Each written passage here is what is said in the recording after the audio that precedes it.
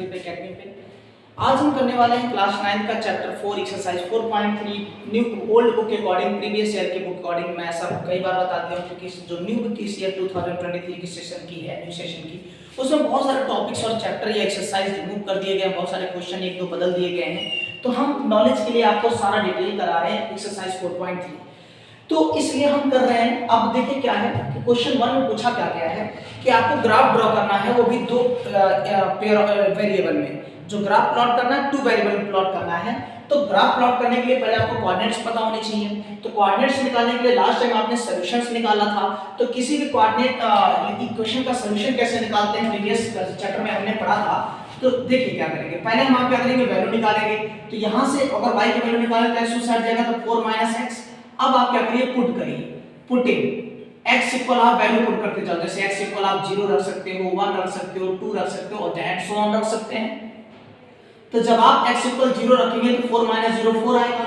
अब आप अगर x इक्वल 1 रखेंगे तो क्या आएगा, 4 - 1 यानी 3 आएगा। तो जरा देखिए आपके पास बना क्या।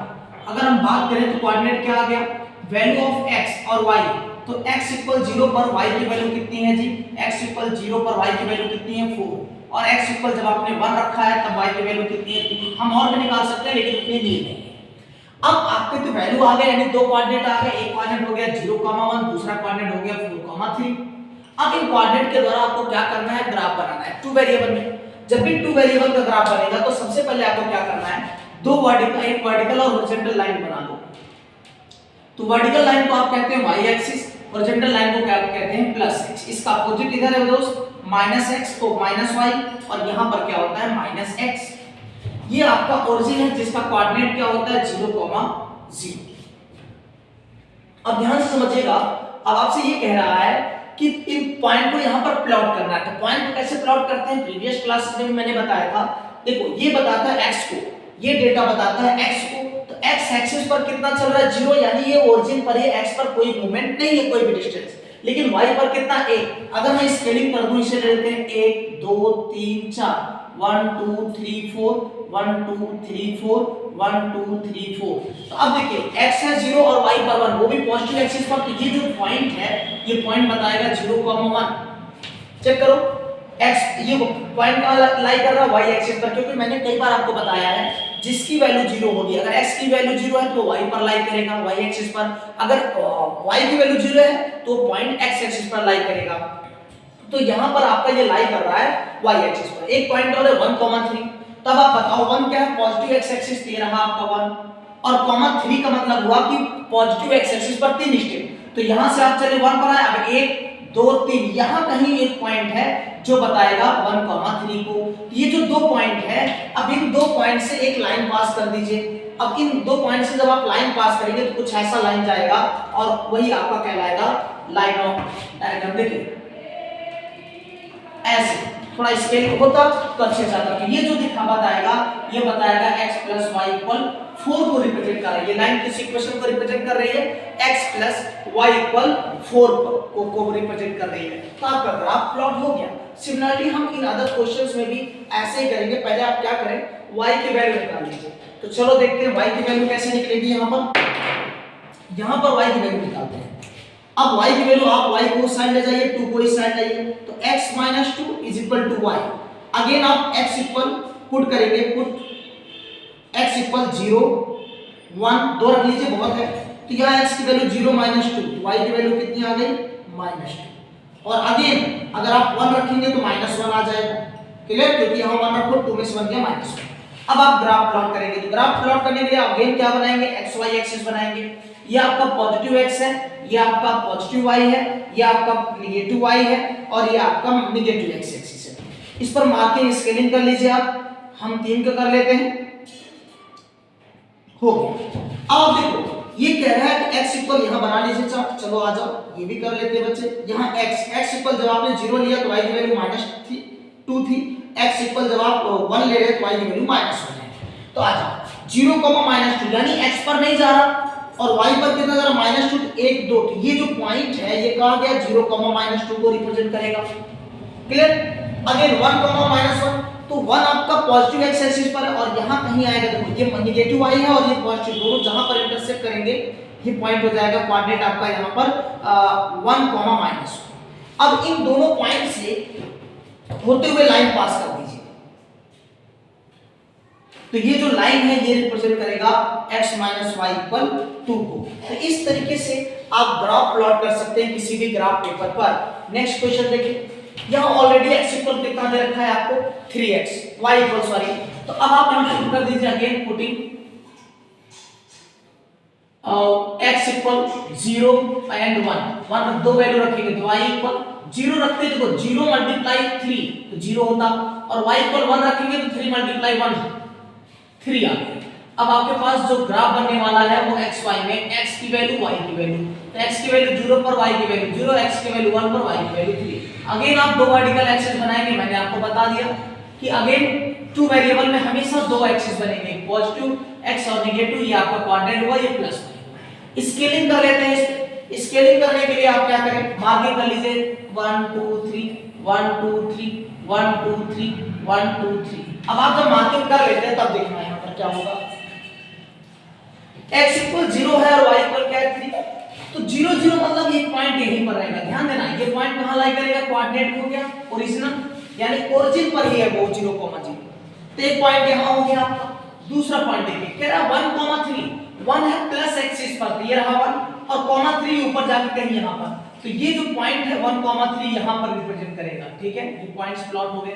अब इनसे पास होने वाली लाइन, इन दोनों पॉइंट से एक लाइन पास कर दो, जो लाइन इन दोनों पॉइंट से होके जाएगी उस पॉइंट को आप क्या कहेंगे, आप कहेंगे कि वो लाइन जो है इन पॉइंट्स,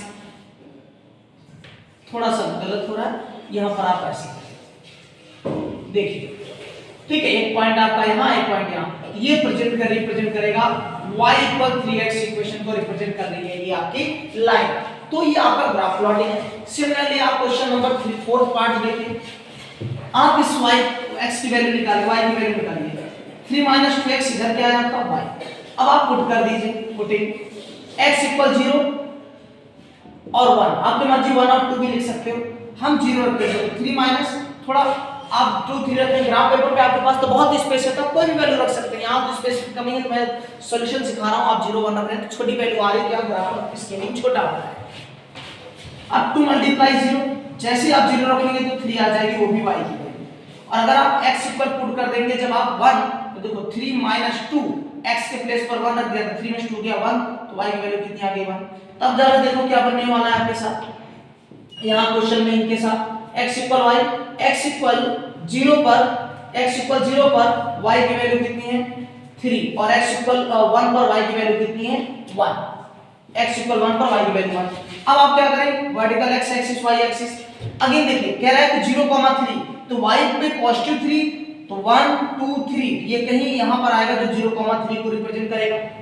और 1, 1 अगर ये पॉजिटिव x एक्सिस है और ये नेगेटिव x एक्सिस है, ये नेगेटिव y है, 1, 1 दोनों पॉजिटिव हैं। देखो ये x का 1 है पॉजिटिव और ये y 1 का, ये दोनों कहीं यहां पर जाके इंटरसेक्ट करेंगे तो ये कॉमा होगा 1, 1। अब इनसे क्या करिए, वो एक लाइन पास कर दीजिए इन दोनों पॉइंट से, तो इन दोनों पॉइंट से जो लाइन पास होगी, वो पॉइंट कुछ इस तरीके से चलेगा,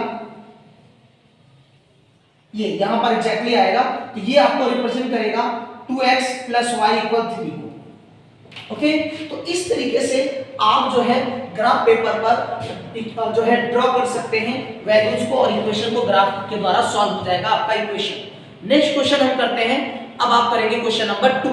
ओके, देखते हैं क्या है।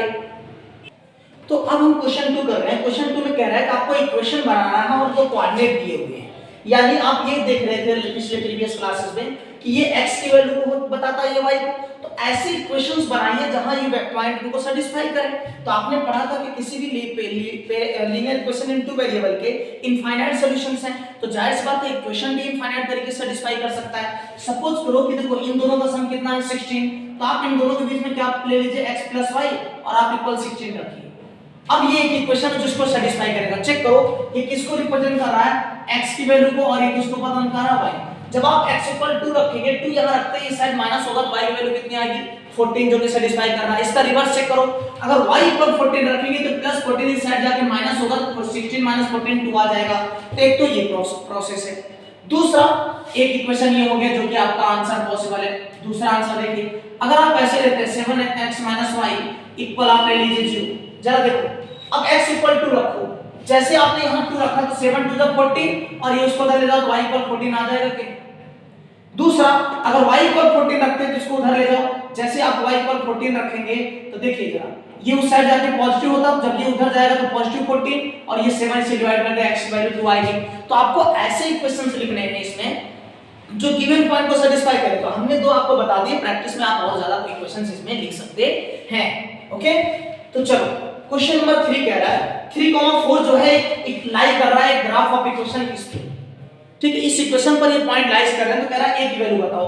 अगर ये उस पर लाई कर रहा है तो ये x की वैल्यू हो गई और एक इसकी हो गई y की, तो पुटिंग तो x इक्वल कितना हो गया 3 और y इक्वल कितना हो गया 4। तो लिखो इसे putting value in equation, putting values in equation 1, value in given equation, जो गिवन इक्वेशन है उसमें आप वैल्यू पुट कर दीजिए। गिवन इक्वेशन है 3y equal ax plus 7, okay, तो 3y की वैल्यू आपके पास है 4, a मल्टीप्लाई x की वैल्यू है 3 और प्लस 7, तो 4 3 जा 12 और ये प्लस 7 इधर ट्रांसफर होगा तो माइनस 7, इस साइड है 3 into a, ये आया 7 7 5 12 5 और डिवाइड बाय 3, ये 3 इधर आके डिवाइड हो गया तो एक इसकी वैल्यू आ गई इजीली, जो कि ऐसे प्रीवियस क्वेश्चन में भी क्लासेस में भी आप अच्छे से क्वेश्चंस इसमें कर रखे हैं।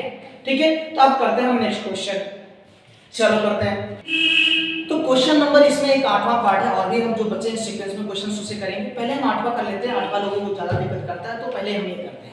देखिए क्वेश्चन नंबर 8 में कह रहा है कि कुछ डेटा दे रखा है, डेटा कुछ ऐसे दिया है कि in a country like USA and Canada temperature is measured in Fahrenheit and Celsius. कह रहा है कि वहां पर जो टेंपरेचर है कनाडा और अमेरिका यूएसए में, वहां पर इस तरीके से टेंपरेचर मेजरमेंट किया जा रहा है और उसका एक फार्मूला दिया है, इसके द्वारा डिग्री सेल्सियस और फ़ारेनहाइट का एक रिलेशन होता है, उसके द्वारा मेजरमेंट किया जा रहा है। अब आप कह रहा है कि आपको एक लीनियर इक्वेशन बनाना है इनके लिए डिग्री सेल्सियस और फ़ारेनहाइट, और फिर ग्राफ प्लॉट करना है। तो ग्राफ प्लॉट करने के लिए कंडीशन क्या दिया है, x एक्सिस को आप सेल्सियस ले लेना, y एक्सिस को आप फ़ारेनहाइट ले लेंगे। तो ग्राफ तो बाद में ड्रॉ करेंगे, अभी कंडीशन ये है कि आपको वैल्यू निकालनी पड़ेगी। जैसे नॉर्मल इक्वेशन दिए होते हैं, ये भी एक इक्वेशन है, तो इक्वेशन में आप क्या करते हैं, वैल्यू पुट करते हैं, y की वैल्यू या किसकी जो वैल्यू देगी पुट करके हम क्वाड्रेंट निकालते हैं। तो यहाँ पहले ये वाला तो पॉइंट आपका ग्राफ का है, यहाँ सॉल्यूशन है। क्या करना है, कह रहा है टेम्परेचर, ये टेम्परेचर का शॉर्ट फॉर्म लिख दिया है। अगर टेम्परेचर 30 डिग्री सेल्सियस लेंगे तो बताइए फ़ारेनहाइट में कितना आएगा।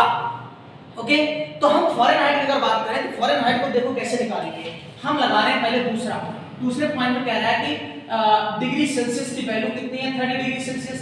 तो आप गिवन इक्वेशन रखो f equal 9/5 multiply degree Celsius की जगह पर आप 30 रखेंगे प्लस 32, तो 5 1 5 5 6 जा 9 6 जा 54 प्लस 32, तो आपकी डिग्री फ़ारेनहाइट की वैल्यू आ गई 4 और 2 6 5 और 3 8, यानी 80 डिग्री से 86 डिग्री सेल्सियस फ़ारेनहाइट। जो टेम्परेचर 30 डिग्री है सेल्सियस में, वो फ़ारेनहाइट में जाके कितने डिग्री बन जाएगा 86 डिग्री।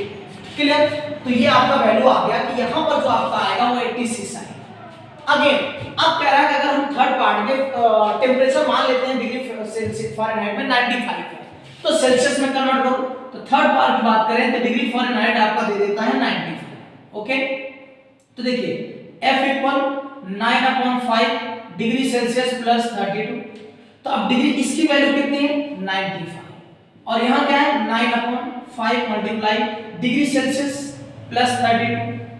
अब आप देखिए ये पहले आप इसको लाए, कुछ बच्चे क्या करते हैं इसको पहले लाते नहीं, पहले आप पॉजिटिव को इसको ब्रेक करो, तो यहाँ पर 95 और ये 32 माइनस का, और यहाँ पर है आपका 9/5 मल्टीप्लाई डिग्री सेल्सियस, ये माइनस करो 5 2 गया 3 9 3 गया 6, और ये क्या हुआ 9/5 मल्टीप्लाई डिग्री सेल्सियस, 9 1 जा 9 9 7 जा, और ये डिवाइड करा के मल्टीप्लाई 7 5 तो 35 डिग्री से, और इधर आ गया डिग्री सेल्सियस 1 डिग्री सेल्सियस, तो 1 नहीं लिखो।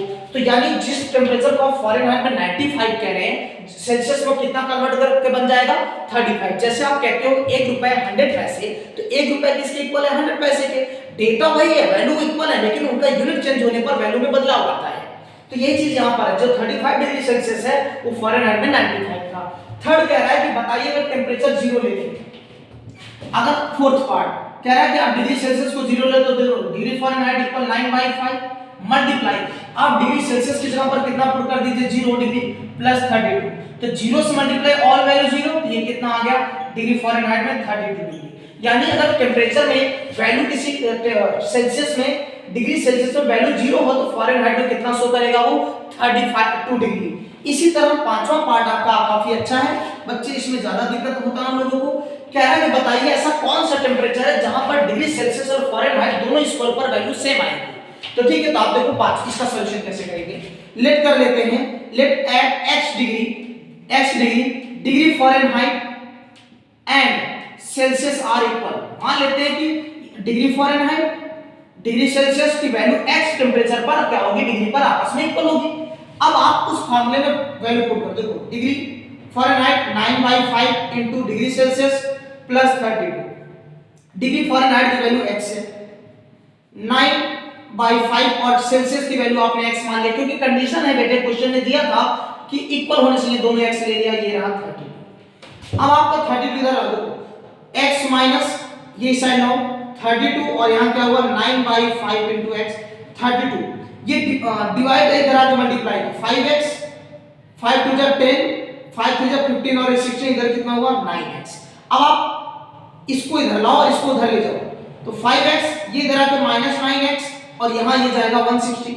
अगर आप देखें तो यहाँ आएगा -4x और यहाँ कितना 160, 4 से कट कर दो 40 डिग्री, यानी ये x इक्वल आ गया -40 डिग्री।